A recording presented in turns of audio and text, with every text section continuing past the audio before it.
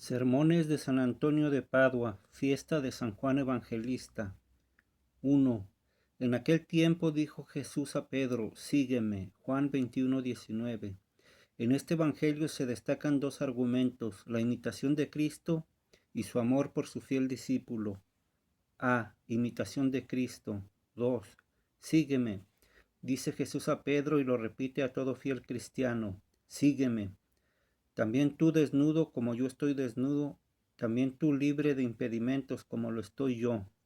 Dice Jeremías, me llamarás Padre y no dejarás de seguirme. Sígueme, pues.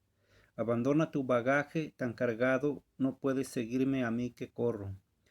Yo corrí abrazado por la sed. Salmo 61:5. La sed de la salvación del hombre. ¿A dónde corrió? A la cruz. Corre también tú en pos de él, y como él llevó su cruz por ti, también tú has de llevar por ti tu cruz. Dice Lucas, el que quiere venir en pos de mí, niéguese a sí mismo. En la renuncia a la propia voluntad, tome su cruz, mortificando la carne cada día, o sea, continuamente, y así me siga. Sígueme. En otro sentido, si deseas venir a mí y hallarme, sígueme, o sea, búscame de solo a solo. Decía Jesús a sus discípulos, vengan ustedes aparte a un lugar solitario y reposen un poco. Eran muchos los que iban y volvían, tanto que no tenían tiempo ni para comer. Ay de mí, cuántos estímulos carnales, cuánto estrépito de pensamientos van y vienen por nuestro corazón, tanto que no hallamos más el tiempo de comer el alimento de la eterna dulzura, ni de experimentar el sabor de la contemplación interior. Pero el Maestro bondadoso dice, vengan aparte, lejos del gentío tumultuoso, a un lugar desierto, o sea, a la soledad de la mente y del cuerpo, y descansen un poco. De veras era muy poco, porque está escrito en el Apocalipsis. Se hizo silencio en el cielo como de media hora. ¿Quién me dará alas de paloma para volar y hallar reposo? Salmo 54:7. Y también Oseas. He ahí yo la amamantaré, la llevaré al desierto, hablaré a su corazón. 2:14. En estas tres frases está indicado el triple estado de los incipientes, de los proficientes y de los perfectos. Amamanta a los incipientes cuando los ilumina con la gracia para que crezcan y progresen de virtud en virtud, proficientes. Después los aleja del tumulto de los vicios y de la confusión de los malos pensamientos y los conduce al desierto, o sea, al reposo de la mente, y ahí, vueltos ya perfectos, habla a su corazón. Esto se verifica cuando experimentan la dulzura de la divina inspiración y se elevan totalmente al gozo del Espíritu. Oh, qué grandes son entonces en su corazón la devoción, el asombro y la exultación. Con la intensidad de su devoción se elevan sobre sí mismos. Con la grandeza de su asombro son llevados por encima de sí mismos, y con la abundancia de la exultación son arrobados fuera de sí mismos. Entonces, sígueme. El Señor habla como una madre amorosa que cuando enseña a su niño a caminar, le muestra un pan o una manzana y le dice, ven y te lo daré. Cuando el niño se acerca casi hasta tomarlo, la madre se aleja algún poco y siempre mostrándole lo que tiene en la mano, le reitera, ven si quieres recibirlo. También algunas aves sacan del nido a sus polluelos y con su vuelo les enseñan a volar y a seguirlas. Deuteronomio 32:11 y glosa. Lo mismo hace Cristo para que lo sigamos. Se propone a sí mismo como ejemplo y promete el premio en su reino. 3. Sígueme, porque yo conozco el camino justo para conducirte. Leemos en los Proverbios. Te mostraré el camino de la sabiduría, te conduciré por los senderos de la rectitud. Y cuando entres, tus pasos no serán estorbados, y si corres no tropezarás. El camino de la sabiduría es el camino de la humildad. Cualquier otro es camino de la necedad y de la soberbia. Los caminos justos nos los mostró cuando dijo, aprendan de mí. Las sendas de la rectitud son la pobreza y la obediencia, por las que Cristo pobre y obediente te guía con su ejemplo. En ellas no hay nada enmarañado, sino solo rectitud y sinceridad. Sin embargo, oh maravilla, a pesar de ser tan estrechos, los pasos no son estorbados. En cambio, los caminos del mundo son anchos y espaciosos, pero para los seglares que los recorren como borrachos, nunca son bastante anchos. Para el borracho todo camino es siempre angosto, por ancho que fuere. La maldad halla todo angosto, en cambio la pobreza y la obediencia, por lo mismo que son estrechas, dan la libertad, porque la pobreza hace ricos y la obediencia hace libres. El que corre por estas sendas en pos de Jesús no halla el tropiezo de las riquezas ni de la propia voluntad. Sígueme y te mostraré lo que ojo no vio, ni oído oyó, ni entró en corazón de hombre. 1 Corintios 2:9. Sígueme y te daré, como está escrito en Isaías, los tesoros secretos y las riquezas escondidas.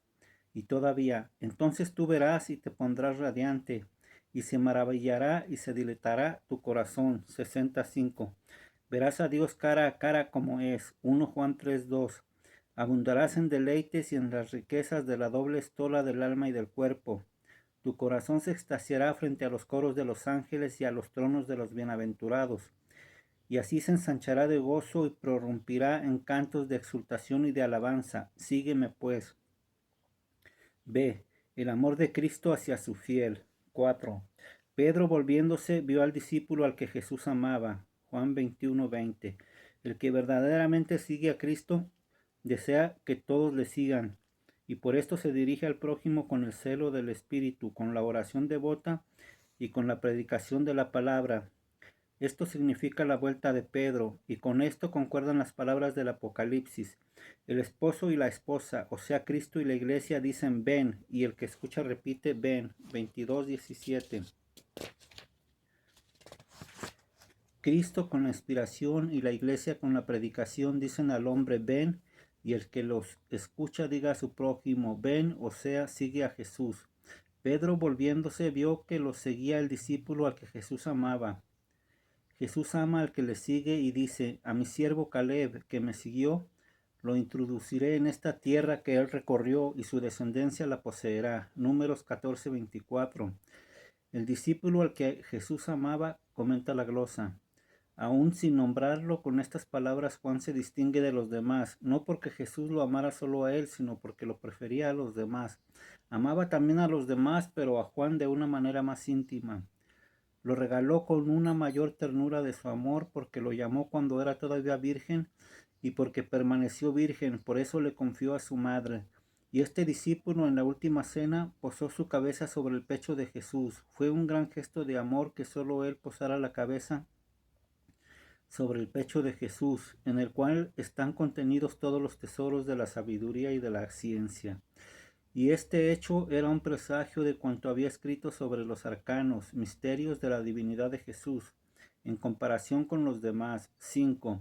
Observa que Jacob descansó sobre una piedra y Juan sobre el pecho de Jesús, el primero mientras estaba de viaje y Juan durante la cena. En Jacob están indicados los peregrinos, en Juan los bienaventurados. Aquellos están en camino, estos ya llegaron a la patria. Leemos en Génesis que Jacob salió de Berseba y fue a Harán. Queriendo descansar, puso una piedra bajo su cabeza y durmió. En el sueño vio una escala erguida y a los ángeles que subían y bajaban por ella. Y el Señor estaba en la cúspide.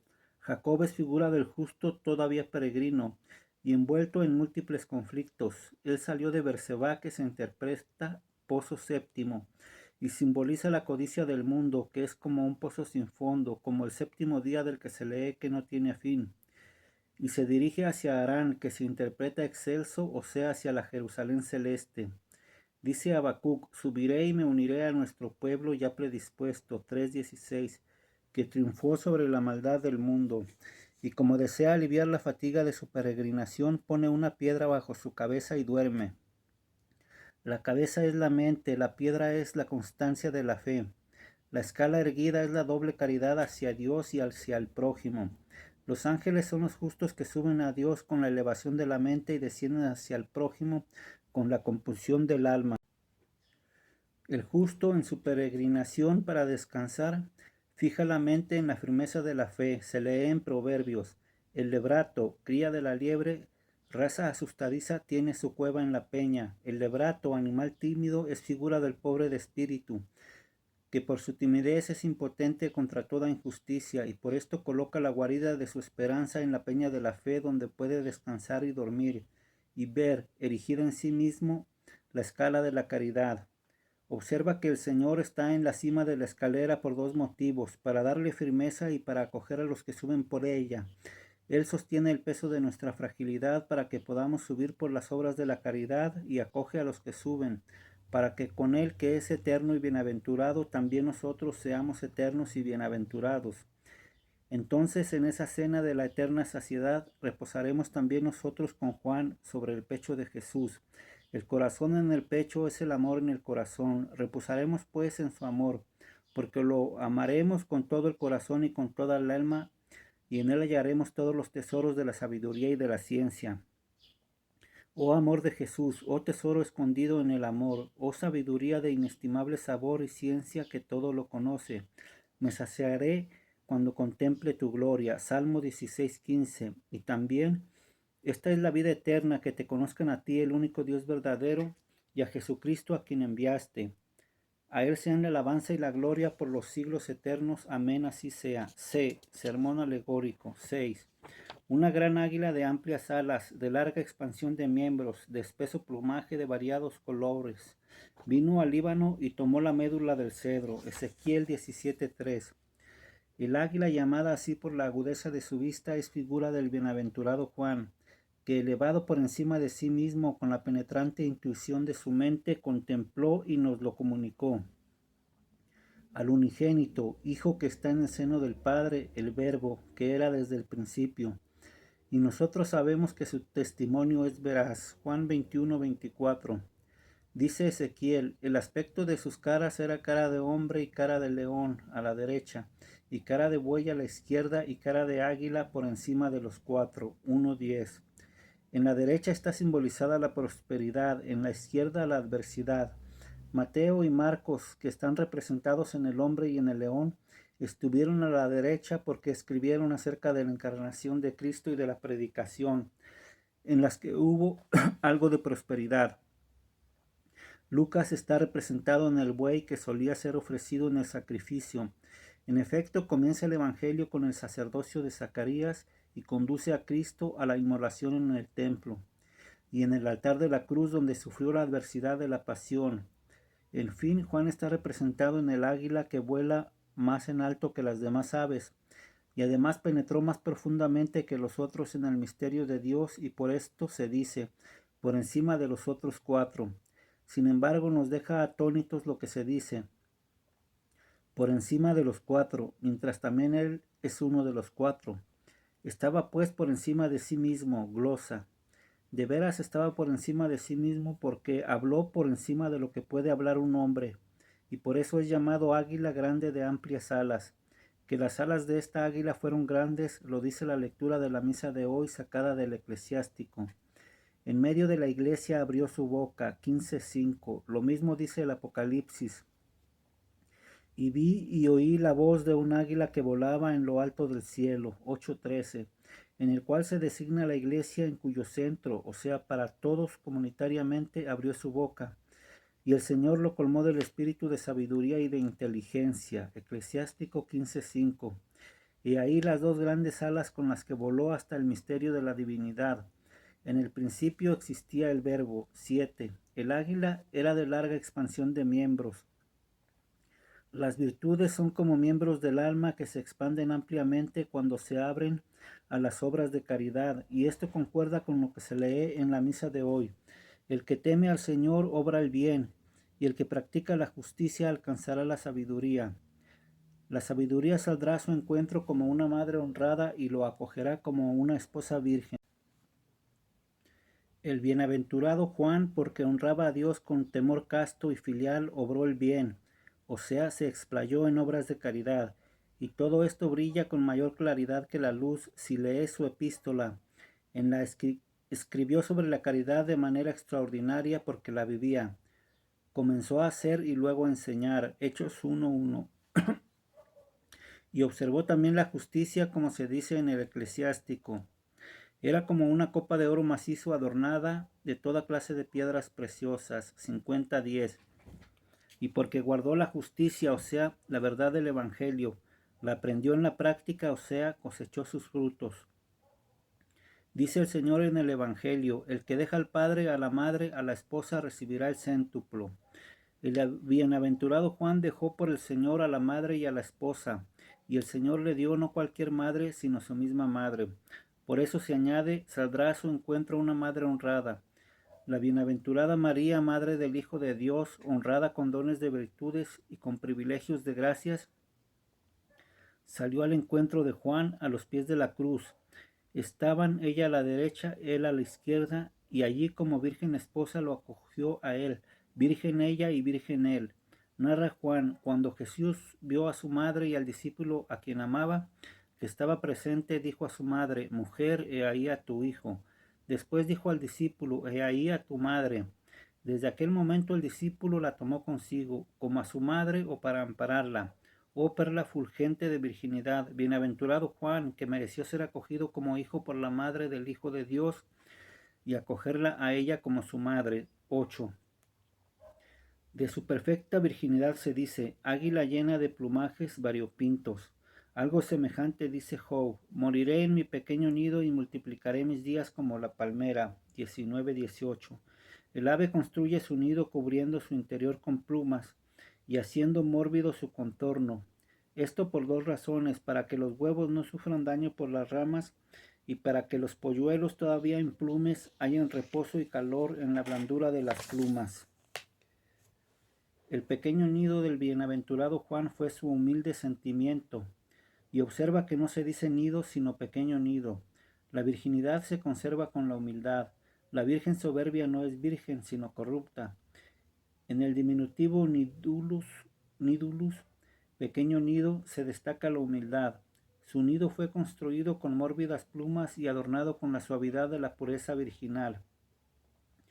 En este nido los huevos de sus pensamientos permanecieron ilesos y los polluelos de sus obras gozaron de calor y de quietud. Esta águila estuvo llena de plumajes variopintos, porque con la pureza de la mente llegó a una estupenda variedad de obras, estupenda variedad, lirios mezclados con rosas. De estas dos flores dice la lectura de la misa, el Señor lo revistió con la estola de la gloria, con respecto a la pureza virginal, y acumuló sobre él tesoros de alegría y de exultación. Eclesiástico 15:6, por la magnificencia de sus obras.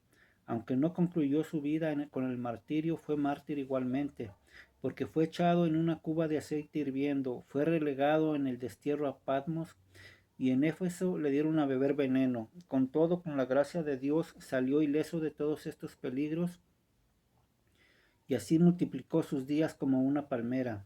La palmera no pierde su verdor ni por el hielo ni por el calor. Así el bienaventurado Juan no perdió la fuerza del ánimo y la virginidad del cuerpo, ni por las persecuciones ni por las tentaciones. Así murió en su pequeño nido porque perseveró en la virginidad hasta la muerte. También llamó pequeño nido su sepulcro, en el cual después de haber celebrado los divinos misterios, como en el día de hoy, descendió en vida y se recostó como si quisiera dormir. 9. Vino al Líbano y tomó la médula del cedro. El monte Líbano, que se interpreta candor, es figura de la patria celeste, cuyos habitantes son más blancos que la nieve. Lamentaciones 4:7. En el Apocalipsis, ellos caminarán conmigo en blancas vestiduras porque lo merecen. El cedro, árbol altísimo, simboliza la excelsitud de la divinidad. Pues bien, esa águila de grandes alas voló hasta la patria celeste y llevó la médula del cedro cuando dijo, en el principio existía el verbo. O también, el cedro incorruptible es figura de la humanidad de Cristo, que no conoció corrupción, cuya médula es la divinidad. Tomó pues la médula del cedro y nos la trajo cuando dijo, el verbo se hizo carne y habitó entre nosotros. Esto concuerda con la lectura de la misa. Lo nutrió con el pan de vida y de inteligencia y le dio a beber el agua de la sabiduría y de la salvación. Eclesiástico 15:3. Ser nutridos con el pan de la vida y beber el agua de la sabiduría no es otra cosa más que tomar la médula del cedro, o sea, la divinización. Roguemos pues a Juan que por sus oraciones el Señor nos otorgue la gracia de despreciar las cosas terrenas y volar a las celestes, para merecer ser nutridos con la médula del cedro. Nos lo conceda aquel que es el Dios bendito por los siglos de los siglos. Amén, así sea. D. Sermón moral. 10. Un águila grande. En sentido moral se pueden ponderar 3 virtudes en este pasaje: la sólida fe del justo o del penitente, su esperanza segura, su caridad perfecta. La fe salda. Águila grande de amplias alas, de larga expansión de miembros. El águila debe su nombre a la agudeza de su vista o también del pico, y cuando el pico se vuelve grueso y no puede tomar el alimento, lo afila frotándolo contra una piedra, y así se dice que se renueva. Se renovará como la del águila tu juventud. Salmo 102:5. El águila tiene una vista tan aguda que cuando está en el aire ve los pececillos en la profundidad del agua. Así el penitente, el cristiano, con el ojo del corazón iluminado por la fe, ya que cuando crees tanto ves, contempla los secretos de Dios y con la boca hace profesión pública de fe. Así el apóstol acerca de la agudeza de la vista y del pico dice: con el corazón se cree para obtener la justificación y con la boca se confiesa para alcanzar la salvación. Romanos 10:10. En verdad esta es la gran águila, grande y agudo es el ojo de la fe, que contempla al Hijo de Dios mientras desciende en el seno de la Virgen. Lo ve nacido en un establo, recostado en el pesebre, envuelto en pañales, ofrecido en el templo y rescatado con la ofrenda de los pobres. Lo ve mientras huye a Egipto, peregrino por el mundo, sentado sobre un pollino. Lo ve escarnecido por el populacho, golpeado por los flagelos, ensuciado con los esputos, bebiendo hiel y vinagre, colgado desnudo en el patíbulo, colocado en un sepulcro. Lo ve mientras arranca del infierno a los cautivos esclavos, cuando resucita del sepulcro, mientras sube al cielo, mientras llena a los apóstoles de Espíritu Santo. En fin, cuando en el juicio recompensa a cada uno según sus obras. He ahí el águila grande por la agudeza de su vista y de su pico. Dice el apóstol: nuestra boca se ha abierto a ustedes, oh Corintios. 2 Corintios 6:11. Lo que creía con el corazón lo predicaba con la boca abierta, o sea, con palabras claras, pero sin aspereza. Águila de amplias alas, sobre esto tenemos la concordancia en el Apocalipsis. Y se le dieron a la mujer las 2 alas de la gran águila para que volara al desierto hacia su refugio. La mujer es el alma del penitente, de la que habla Isaías: como a mujer abandonada y con el ánimo afligido, el Señor te llamó. 54:6. Las 2 alas son la contrición y la confesión, con las que vuela al desierto de la penitencia, en el que haya refugio de paz y de reposo. Observa que estas alas son llamadas grandes. En efecto, las alas de la auténtica confesión tienen 4 grandes plumas. La primera es la amargura por los pecados pasados. La segunda, el firme propósito de no volver a caer. La tercera, el perdón de corazón de toda ofensa. Cuarta, la reparación a todo hombre ofendido. También en el ala de la confesión hay 4 grandes plumas. La primera es humillarse con la mente y con el cuerpo delante del sacerdote. María Magdalena, dice el Evangelio, estaba sentada a los pies del Señor. E Isaías: desciende y siéntate en el polvo, virgen hija de Babilonia, siéntate en tierra. 47:1. O sea, desciende con la humildad de la mente y siéntate en el polvo o en la tierra con la humillación del cuerpo. La segunda es la acusación completa y minuciosa de los propios pecados. Me acusaré a mí mismo. Salmo 31:15. Y de nuevo: soy yo que he pecado, soy yo que obré inicuamente. 2 Reyes 24:17. La tercera es la determinación de las circunstancias de los pecados en correspondencia a estas preguntas: ¿quién? ¿Qué? ¿Dónde? ¿Por medio de quién? ¿Cuántas veces? ¿Por qué? ¿Cómo? ¿Cuándo? La cuarta es la aceptación respetuosa y pronta de la penitencia, impuesta por el sacerdote para poder decir con Samuel: Habla, Señor, que tu siervo escucha. 1 Reyes 3:9. Acerca de la satisfacción, o sea, la ejecución de la penitencia, añade: alas con larga expansión de miembros. La mano, que antes se hallaba como encogida para dar limosna, ahora se abre y se extiende. Marcos relata que había en la sinagoga un hombre con una mano paralizada. El Señor le ordenó: extiende tu mano. El enfermo la extendió y recuperó el uso de la mano. 3:1-5. Las rodillas eran débiles y casi encogidas. Los pies ya no desarrollaban su función, porque la pereza los había privado de la misma, como se lee en Proverbios. Dice el perezoso: hay un león por el sendero, hay un león por el camino. Como la puerta gira sobre su quicio, así el perezoso gira en su lecho. 26:13-14. Pero ahora corre y dobla las rodillas para la oración. He ahí el águila grande de larga expansión de miembros. 11. Llena de plumas variopintas. Algo semejante se lee en Job. ¿Acaso por tu orden se remonta el águila a lo alto y pone su nido en lugares de difícil acceso? 39:27. El penitente, o también el religioso, se eleva de las cosas terrenas con las alas susodichas a la orden del Señor, que dice: vengan en pos de mí. Y también: deja que los muertos entierren a sus muertos. Y pone su nido en lugares de difícil acceso, o sea, pone su esperanza en los premios de la vida eterna. Y construye este nido con las plumas de la paciencia y de la benevolencia. Con estas plumas había construido su nido también Job cuando decía: aunque me mate, yo esperaré en él. 13:15.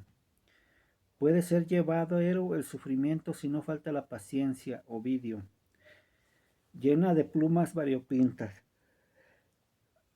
Cuando se multiplican las tentaciones o las persecuciones, el justo fabrica su nido con las plumas de la paciencia, y con ellas se cubre a sí mismo y a los polluelos de sus obras, y así con su paciencia salva su alma. Lucas 21:19. 12. Vino al Líbano y tomó la médula del cedro. El cedro, que con su aroma ahuyenta a las serpientes, es figura de la caridad, que ahuyenta del corazón del justo las serpientes de la envidia, de la ira, del rencor y del odio. En la primera carta a los Corintios dice el apóstol: el amor no tiene envidia, porque no deseando nada en este mundo ignora la envidia de los éxitos ajenos. El amor no obra injustamente, porque obrando por el solo amor de Dios y del prójimo desconoce todo lo que no es recto. El amor no piensa mal, porque afianzando la mente en el amor a la pureza, mientras extirpa de raíz todo odio, no sabe elucubrar en su mente lo que contamina. Por esto se dice que está en el monte Líbano, que se interpreta candor, al cual va el justo y toma la médula del cedro. La médula simboliza la dulzura de la contemplación, o también la compasión hacia el prójimo. Cuando se eleva al amor de Dios, entonces experimenta su dulzura. Y cuando se dirige al amor del prójimo, entonces usa la médula de la compasión. Roguemos pues al Señor Jesucristo que nos otorgue la gracia de volar lejos de los pecados, con las alas de la contrición y de la confesión, de poner el nido de la esperanza en las cosas celestes y de tomar la médula de la doble caridad, caridad hacia Dios, caridad hacia el prójimo. Nos lo conceda aquel que es el Dios bendito por los siglos. Amén, así sea.